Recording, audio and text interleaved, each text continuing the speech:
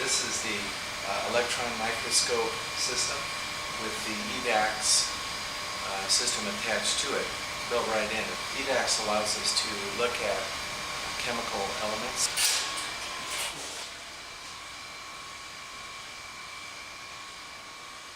My name is Dr. Stephen E. Jones. I decided early on that I'd rather stick with science and the facts. And that's what I do. That's what I've done all my life. I have worked in other areas like fusion, where it takes years and years to accumulate evidence to prove your point.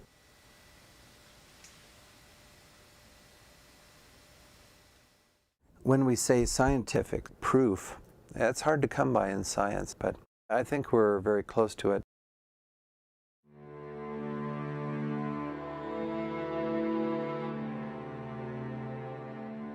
Other than 9/11, there have been no high-rise steel frame buildings anywhere, ever, except that one day, that have fallen due to fire. And on that day, therefore, I challenged the official story that fire alone is the central cause.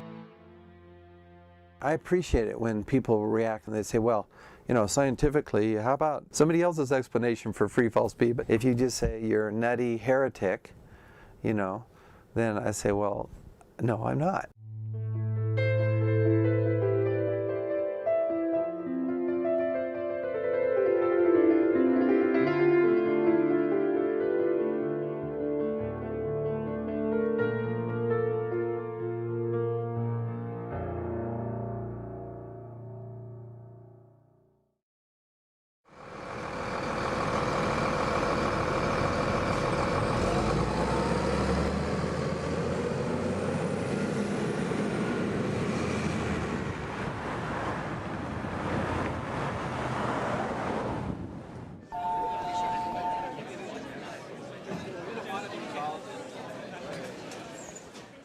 I love to teach and to interact with students.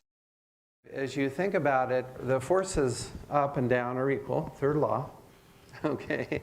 Secondly, I did have some teaching awards from BYU, Alcuin, which is one of the prestigious awards for teaching, and the Brigham Award as well. I've taught this principle through the years, and I've noticed that some students have a hard time grasping them. Those forces are really equal. I've taught for over 21 years. So the force up is causing a lot of damage. That's something I really enjoyed.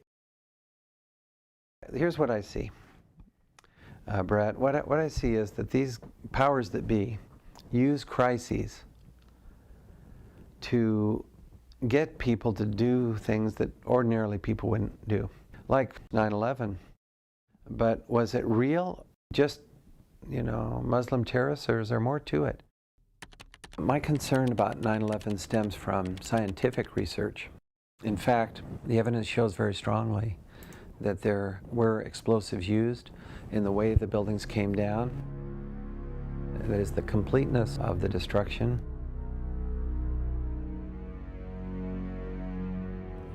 The rapid acceleration.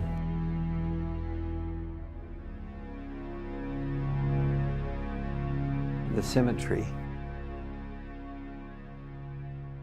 All of these things argue for controlled demolition using explosives.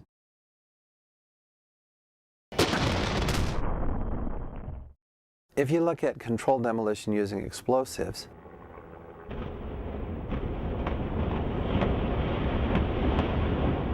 the roof line does fall at nearly free fall speed, and the trick is to use explosives to get the material out of the way, so then the roof line will come straight down and land on the footprint.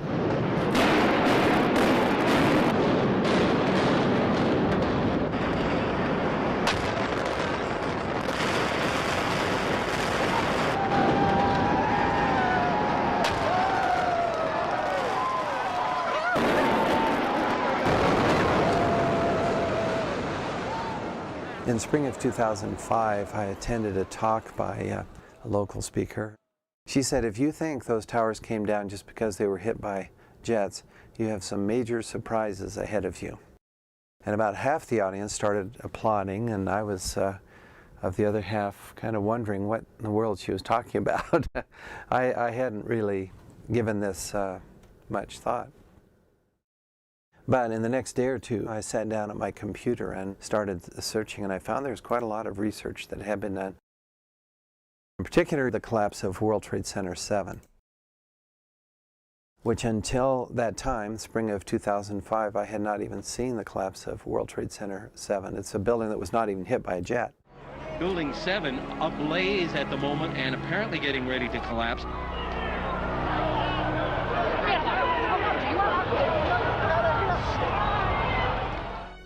How can this be? That comes straight down completely and onto its footprint, never hit by a jet. How could this be? And then late afternoon, still another building collapses. 7 World Trade Center, ruined by falling debris from the Twin Towers. It really was watching the collapse of Building 7 for the first time that got me interested. You know, it doesn't take a rocket scientist to see that there's something very strange, especially when you compare with controlled demolition. If you get those side by side, yeah, they really look very much the same. The towers and the World Trade Center 7, they were reduced to rubble. It's not like just a piece sloughed off or the building came down and stopped or something. You have rubble and pulverization, and there's not much standing. So how do you explain this? Meson came up with this idea, and in his paper he says, well, there's this upper block of floors. It remains basically intact, and it's like this big piston or tamper that just wipes out the floors below. We've written a response, and our point was, how about Newton's third law? If you have a force down, there has to be an equal and opposite force up. That's Newton's third law. It's one of the fundamental laws of physics and mechanics and structural engineering. So if there's a force on the building below exerts a force upward on this block, you see. So what happens now when you have these equal forces is, sure, you get destruction, but you get destruction both ways. If, for instance, the North Tower, you look at that upper block and it's being demolished, just as you expect from the third law, really. I mean, you get both ways, but it's weaker above, so you expect that upper block to be demolished. That's what happens if you look at it.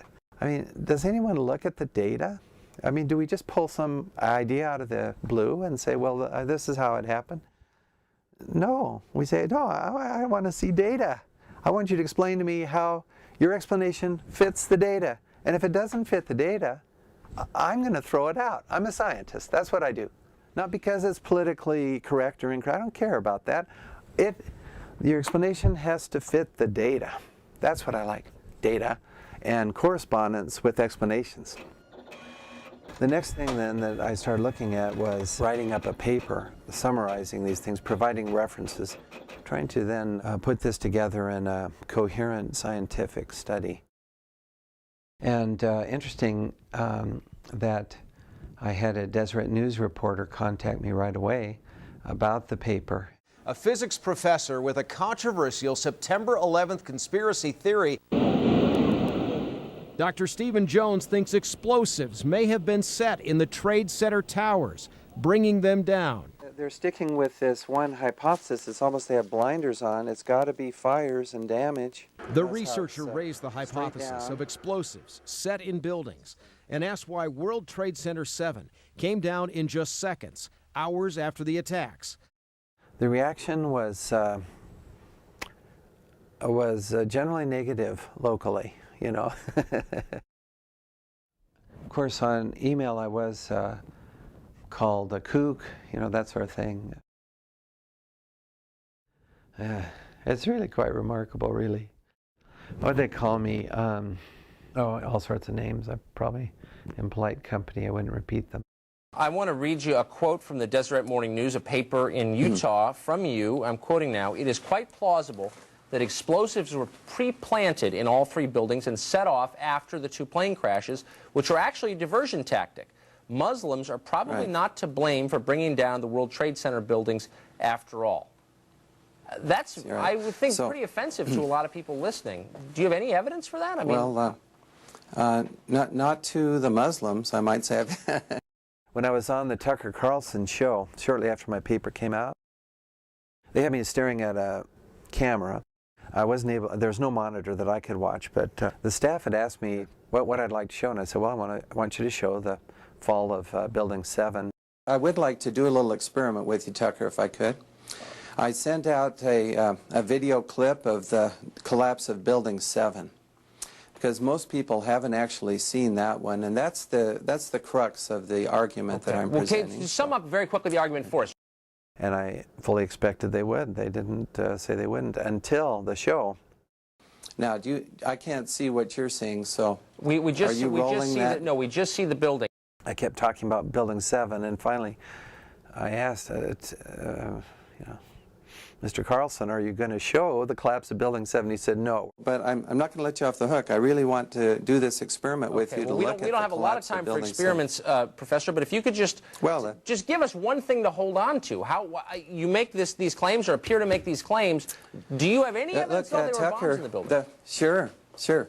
Let's start with the collapse of Building 7. Can you roll the video clip that I sent to you? Okay, I'm not sure if we can, but to specify. Maybe there's some kind of code. You just don't show the collapse of Building 7. I don't know what it is. And if you look at the collapse, you see what I've studied is the fall time, the symmetry, the fact that it first dips in the middle, that's called the kink, which is very characteristic, of course, of controlled demolition. Professor, I am sorry that we are out of time, and I'm not sure that one other thing I want to mention about... Okay, if you can hit it, just with it quickly. All right. You know, you have to go with science, I figure. And science tells us that buildings don't just collapse under their footprint at free fall speed unless you get the material out of the way.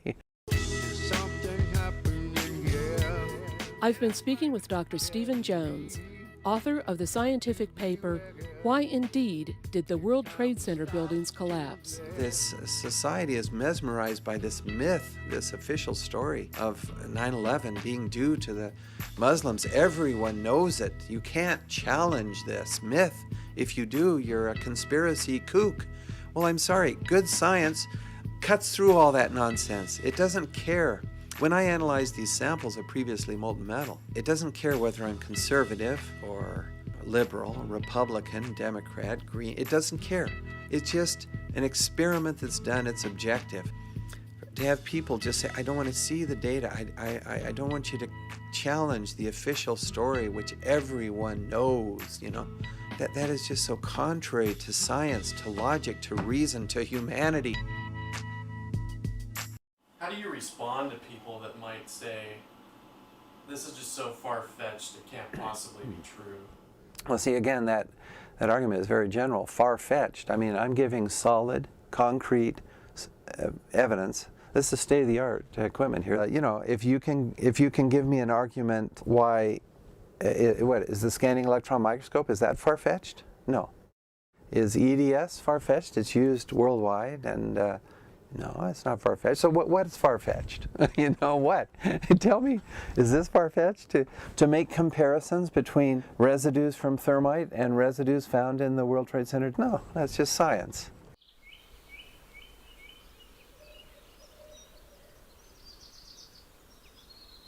The goal tonight I have in mind is to preserve constitutional law in the United States. Now, I love America, and I love the Constitution. I maintain that we are engaged in a struggle for liberty and truth right now.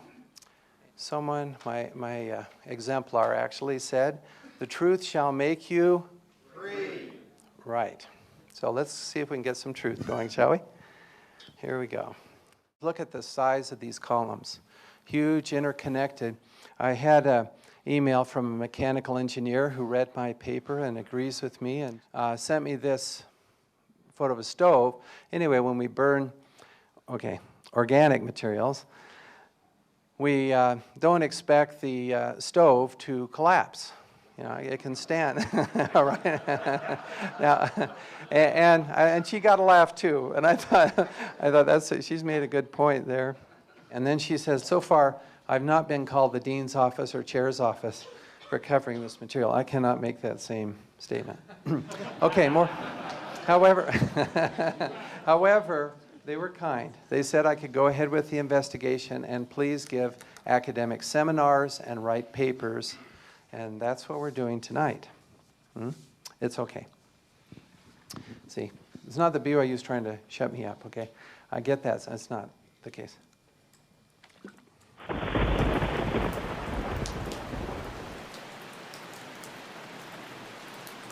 It's definitely interesting to talk to other people, you know, especially when they find out that my dad's the one doing a lot of this 9/11 research. That's an easy in to a lot of groups that are, or for a lot of people that have noticed things are kind of funny with that.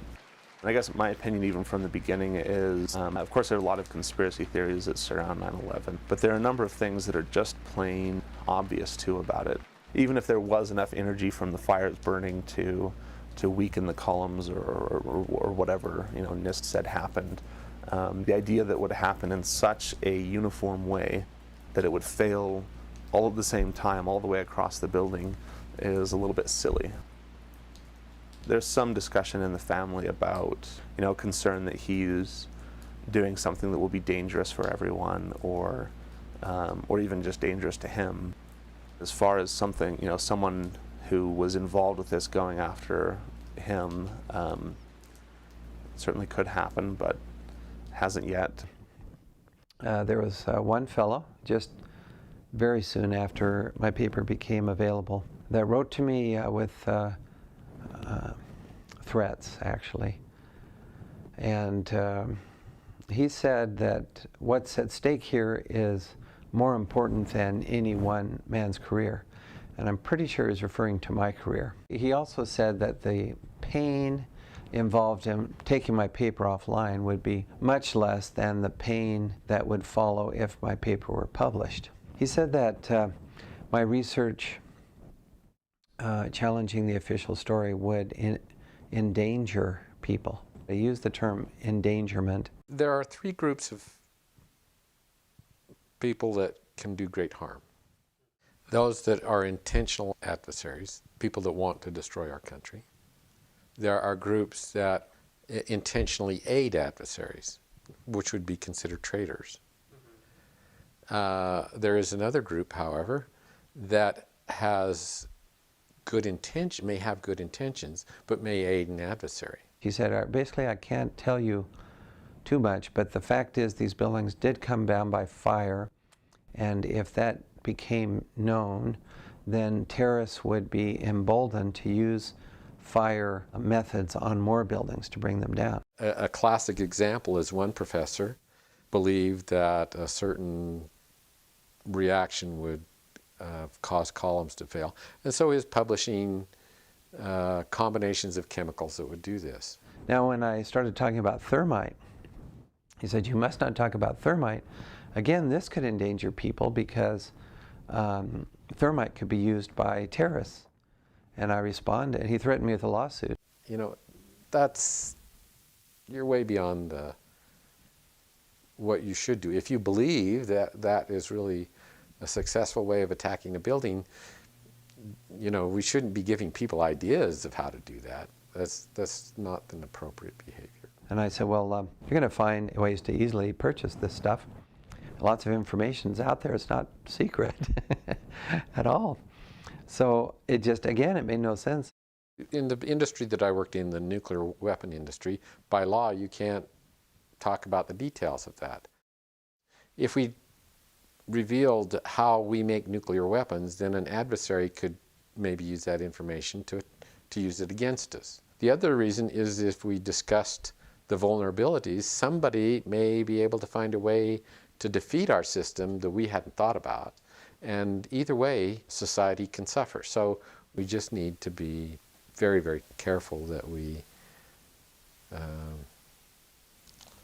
don't do something really dumb in the name of science or any other name.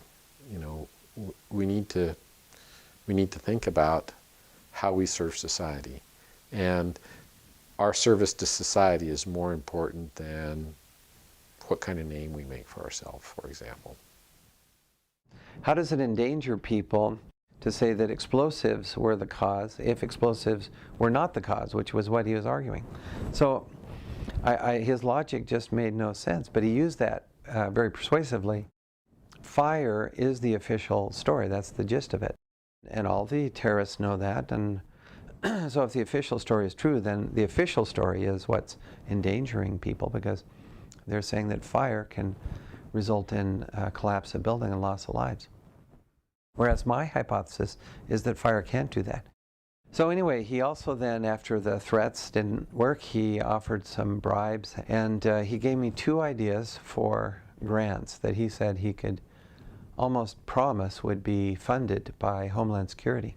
Anyway, I wasn't interested in his bribe offers. Both of them had to do with fires being the causative agent for the collapse of the buildings, and I would have to change research directions. He made that clear. And then I get all this money. Not attractive to me at all. He also said, I have learned to appreciate the value of silence, even in the face of superior data. So he admitted my data was pretty good after some discussion. But he said, still, I've learned to appreciate the value of silence.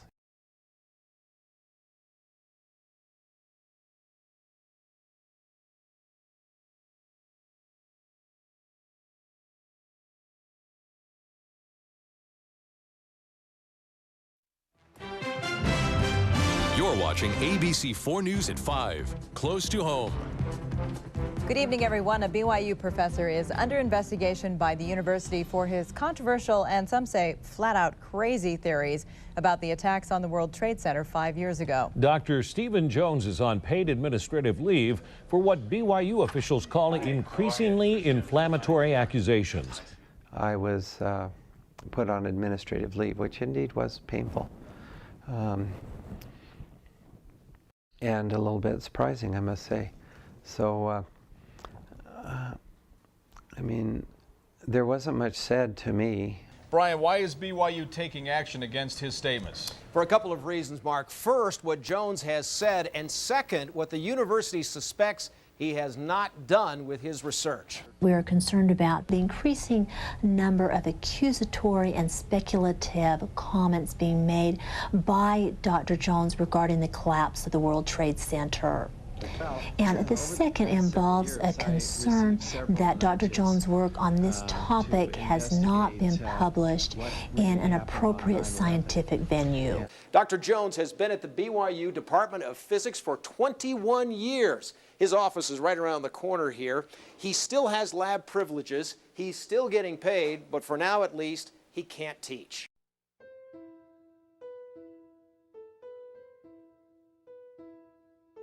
I do regret that when they did this, they did not inform me so that, you know, maybe let me teach a couple more classes. Or I could never understand why I couldn't teach. It didn't make sense to me. I mean, I was teaching physics, you know, what could be wrong with that? But anyway, so it was. And what was your reaction when he was placed on paid leave? You know, I thought that was interesting that they would take that step. But, I mean, I guess that says as much about the administration at BYU as it does about him. Evidently, there are some people that have influence over them, and there wasn't much that he could do about it. There's a certain religious aspect to that as well, because the LDS Church basically owns and doesn't, I guess, directly operate it, but, you know, they appoint the board of directors and those who do operate the university. A lot of people tend to think of them, or any decision that they make, as some sort of thing directed by God. And if anything, you know, that may have caused more concern and disruption in the family than the actual financial aspects and other things. To what degree does the university believe Dr. Jones may be casting an unfavorable light on the LDS Church? It is concern whenever the professor brings the university into their personal concerns. I don't think, you know, God really had anything to do with it. They're just people. They're influenced by other people, and no one knows exactly what those pressures were, but they made a decision and did it. So he's being investigated by the university. What exactly are they looking for? Well, when you get to say things, when you get to be a professor, you have to back your theories up with peer-reviewed papers. So what they want to do is they want to go back through the papers and see if there is some scientific evidence behind them, if there are others in his field that say, yes, indeed, these are true. And if not, All of my papers on 9/11 have been thoroughly peer-reviewed. I wouldn't have it any other way. I requested a further review. This is in the media. I wanted that. And unfortunately, that did not come through. I am glad that in the physics class that very day when I was informed, I had had an opportunity. As I look back, I just felt like telling the students some of the things of my heart and my broader interest and experience. Not 9/11 particularly, but my sense of love and concern for the students, which is unusual except on maybe the last day of class. Turned out it was my last class.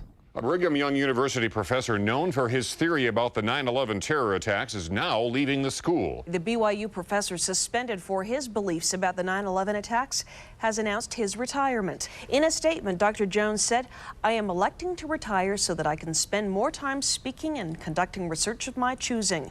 I appreciate the wonderful opportunity I've had to teach and serve and do research at BYU for more than 21 years. It was a very difficult decision. And I'm not even sure it was, the best decision, but the way I look at it is the folks at the university have a certain stewardship. And I have a stewardship for pursuing truth scientifically is the primary method, using the scientific method, experiments and analysis. So I wanted to pursue that with regard to 9/11, and I couldn't see why I shouldn't, nor did anyone explain to me why I shouldn't. With Dr. Jones' resignation, BYU is dropping its review of his statements. Jones says he will continue with research of his own choosing and says after thorough study and reflection, he judges the Iraq War as a war of aggression founded on what he calls deception.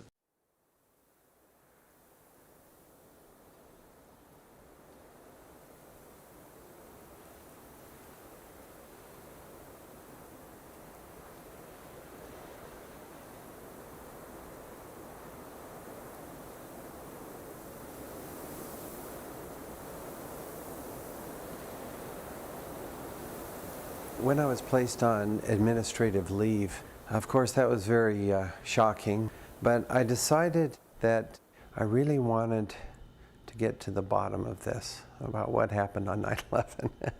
I wasn't about to give up. It occurred to me that if we looked in the World Trade Center dust, that we should be able to see some residue from the explosive. We saw those clouds of dust formed as the buildings came down. In my first paper, I requested samples of the dust that was generated. If we could just get a sample collected on the day of 9/11, before there had been any cleanup, then we could rule out these arguments that, oh, your dust is just contaminated because of the cleanup.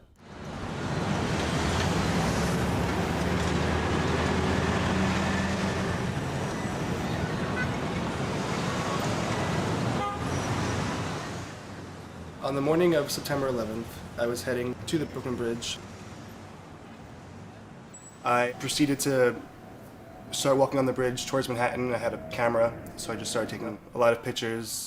In the photos, you could see also my take on the people. They were sort of nervous, scared. They were sort of a little freaked out.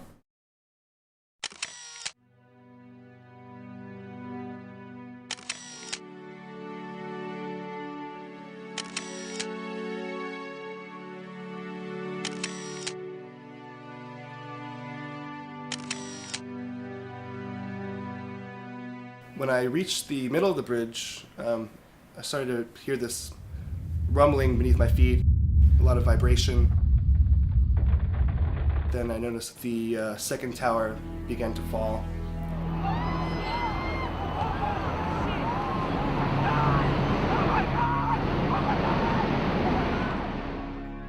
A big rush of soot and debris came our way.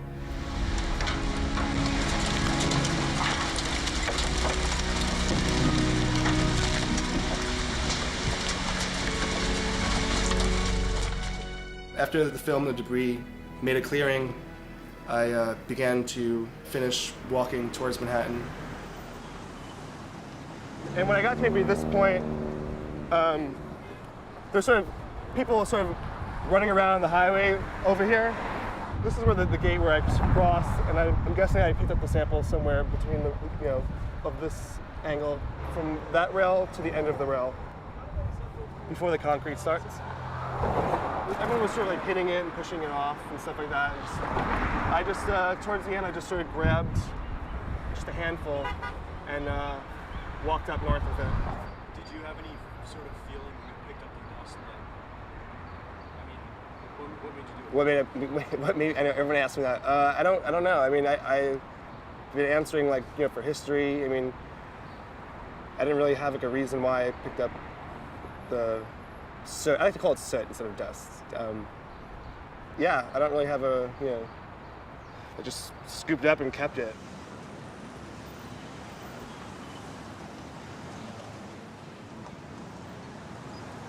He got to my door, he was standing there all covered in dust, and he pulled out his hand. He says, "Look, this stuff's all over the place down there." And it was shocking to see him covered in dust. And I just remember looking around and thinking, well, let's just put it in a plastic bag. The sample itself is pretty toxic. You could tell that it's just got a lot of chemicals in it. It kind of seeps, something that's like a cross between a dust and a gas. And it's like a blue-green mist, just very fine dust. We heard that there was this BYU physicist who was testing the dust samples. And, I just assumed that there was plenty of people, with dust samples. It was Tom Breidenbach, I remember now, who wrote me, and it would have been an email, and said that he and his friend had saved this sample from the very day 9/11, before noon on that day, I was very excited. I debated about whether or not to volunteer the sample. I didn't really want to maybe even face up to what the sample might show myself, so it took maybe a couple months before I actually sent the sample in. So this is pristine. It cannot be contaminated due to cleanup operations, which began much later. Even as the dust was settling and he collected it, he held in his hand the secret of what made those buildings come down. As I looked at the dust, I noticed some spheres. I was not expecting that at all, but some spheres that were just visible to the eye. And then I looked at those with electron microscope using elemental analysis called X-ray energy dispersive spectroscopy. And there we found that there was a lot of iron in these spheres. And I realized that a magnet then could pull these iron-rich spheres out of the dust so we could look at more of them. I remember Dr. Ferrer of BYU and I looked at this sample together. I like to do this in a fume hood just because it's fairly uncluttered, and also who knows what's in this dust. Yeah, I'm not real impressed with this magnet, but I mean the looks of it. It happens to be a very strong magnet, and invariably you pick up all the other junk along with the magnetic materials. So that's why you have to sort of visually go through it with tweezers and inspect it and pick out and manually pick out the particles with tweezers. Using a magnet, we're able to find very large numbers of these spheres. Some you can see with your naked eye, and more you can see with the optical microscope, and then many more you can see with the electron microscope. And many of these are aluminum and iron together in the sphere, a very unusual combination. The only way I've been able to duplicate that particular combination is with thermite.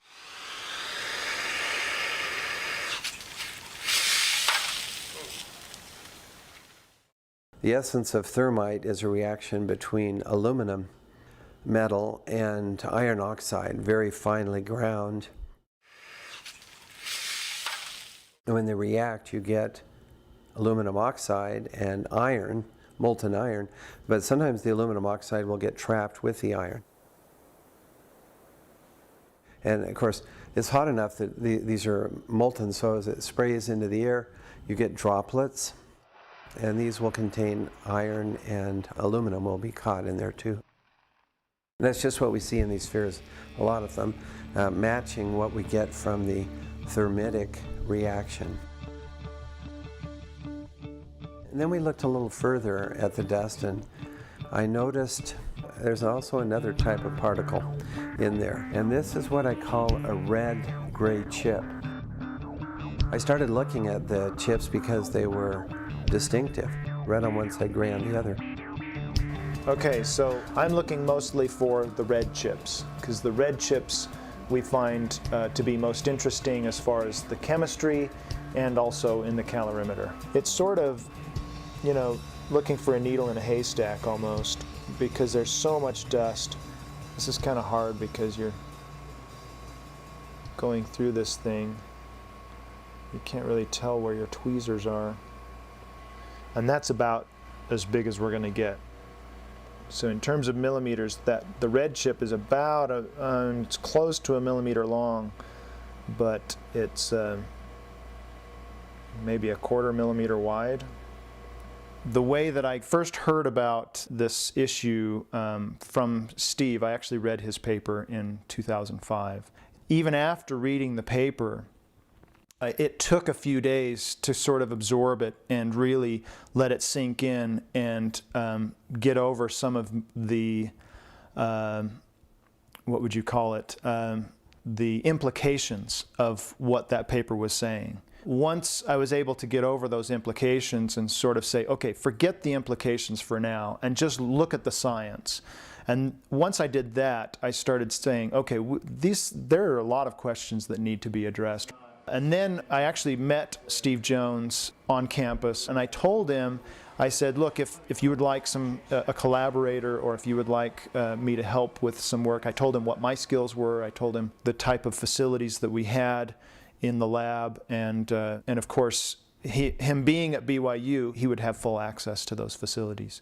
So that's how we got started. Initially, when I saw these red-gray chips, I looked at them just because they were unusual. I didn't have any guess as to what they might be. He told me about the red-gray chips, and I was mildly interested in the red-gray chips. I didn't think anything of them. But the number that he was finding of these red chips made me think that perhaps they were significant. And then I explored the nature of these chips using the electron microscope system, and sure enough, they contain the thermitic material, namely iron oxide, aluminum, and silicon and carbon are quite common. In fact, the fine grain of it is so fine that I would call this a nano-thermite material. At some point, we were talking about these chips, and at some point, I suggested, look, if these chips really are of an explosive nature or an incendiary of some type, then all it would take would be to put one of these things in a calorimeter and see what kind of energy we got out as we heated them up.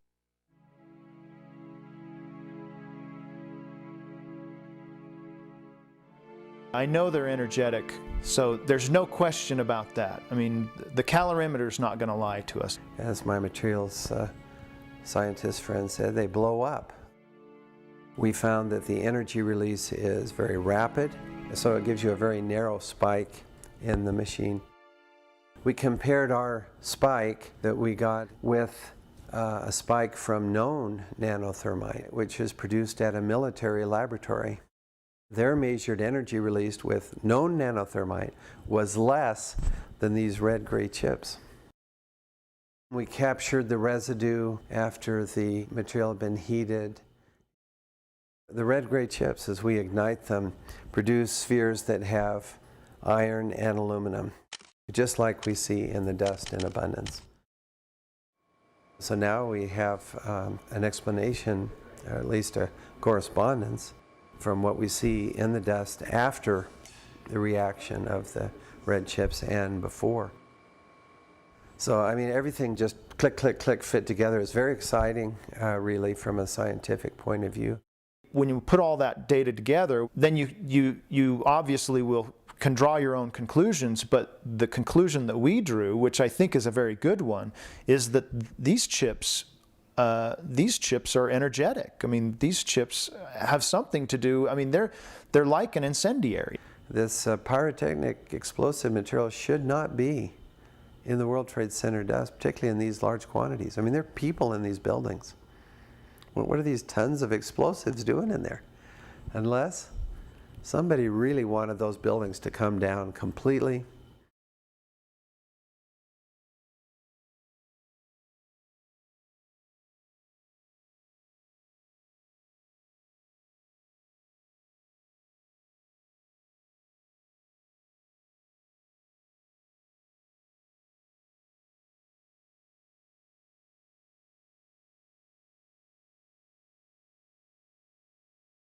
Steve didn't know what he was looking for when he first started looking through the dust. And we didn't know what we were looking for. We didn't know what we would find. You know, we're doing this on a shoestring, and I mean, we're being supported exclusively by private individuals. We did what we could with what we had. Obviously, you can always question that, and all the stuff that we've done can be reproduced. I was a little bit surprised and disappointed that there weren't more people that wanted to try to reproduce the work. It's kind of funny, these guys sit back and sort of take pot shots, but we're the ones doing the experiments. We're in the lab. You know, we're doing the tests. And we're finding out that there's a lot more to 9/11 than just Al-Qaeda hijackers hitting the buildings. I'm not trying to blame anybody or accuse anybody of anything. I just think that we need to continue looking at this. I don't think it's done. I don't think we've answered all the questions. I know we haven't answered all the questions because people are still asking them. And those that were part of the official investigation, they actually did what they said they were going to do. And they did what they were mandated to do. The problem is the mandate didn't go far enough. It needed to run the full, the full investigation, find out everything about what happened that day. Everything. Not just, okay, tell us how these buildings could have possibly collapsed. And don't look at anything else. These are some of my physics texts going way back. Great books here.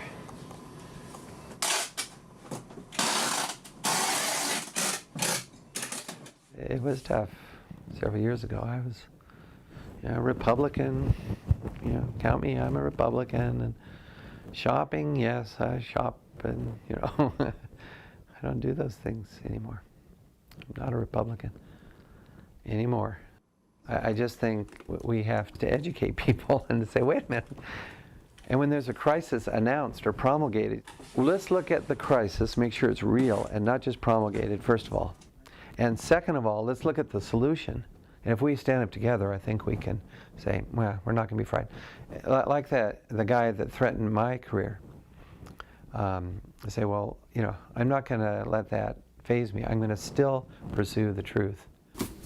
But you know, I really enjoyed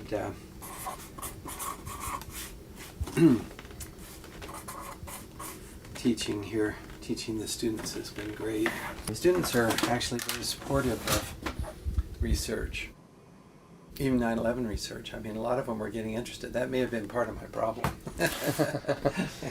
Students getting interested. It's the mentality of trusting the government that we've got to get away from. The guys who create the crisis are not going to solve it for you in a way that's going to lead to freedom.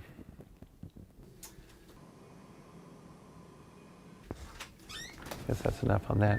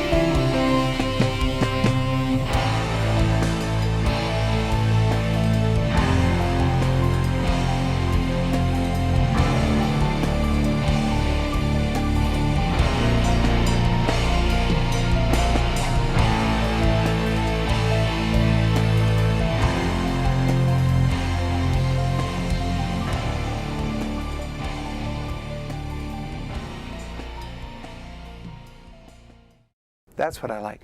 Data.